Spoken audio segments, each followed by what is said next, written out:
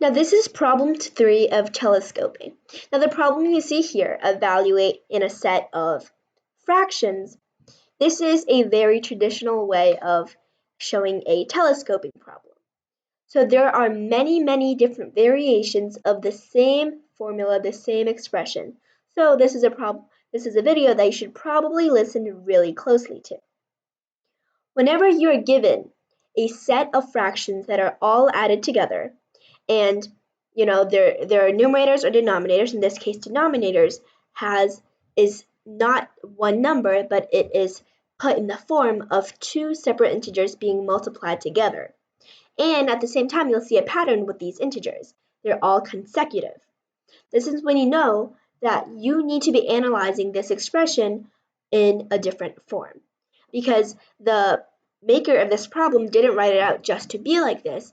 It's hinting at something. It's meaning that you have to really analyze what each of these numbers mean. Let's first look at 1 over 2 times 3. So we'll see that there are two numbers being multiplied on the denominator. We know that this does equal 1 over 6. But in what case would we need to multiply two numbers on the bottom? A very common case is when we are adding unlike fractions. When we're adding unlike fractions, we have to make them have the same denominator. Or subtracting, adding or subtracting. But in this case, the numerator is the difference between 2 and 3.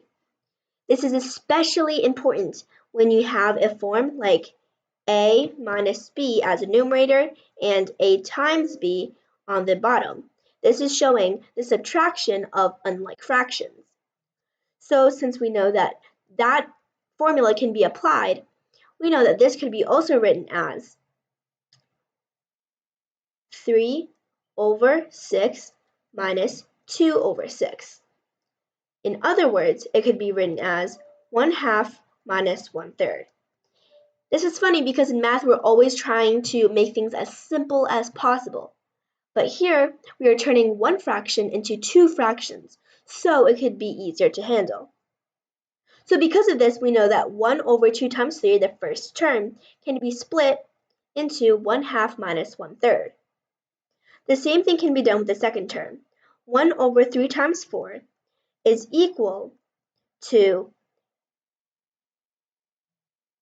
1/3 minus 1/4. And the next term, which would be 1 over 4 times 5, would be the same thing as 1/4 minus 1/5. So this is how it progresses. So now that you sort of see the pattern here, let's see how we can apply this to the actual problem. Well, let's write out every single fraction like this. So the first one becomes 1/2 minus 1/3. And it's being added onto 1/3 minus 1/4.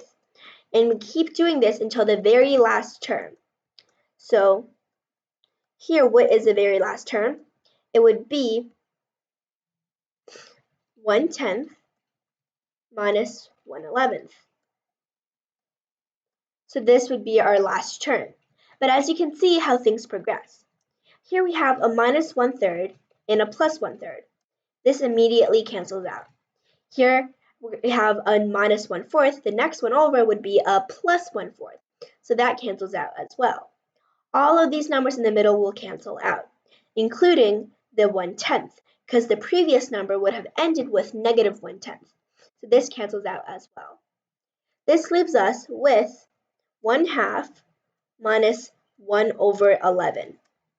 Now we can do 11 over 22 minus 2 over 22, which is equal to 9 over 22.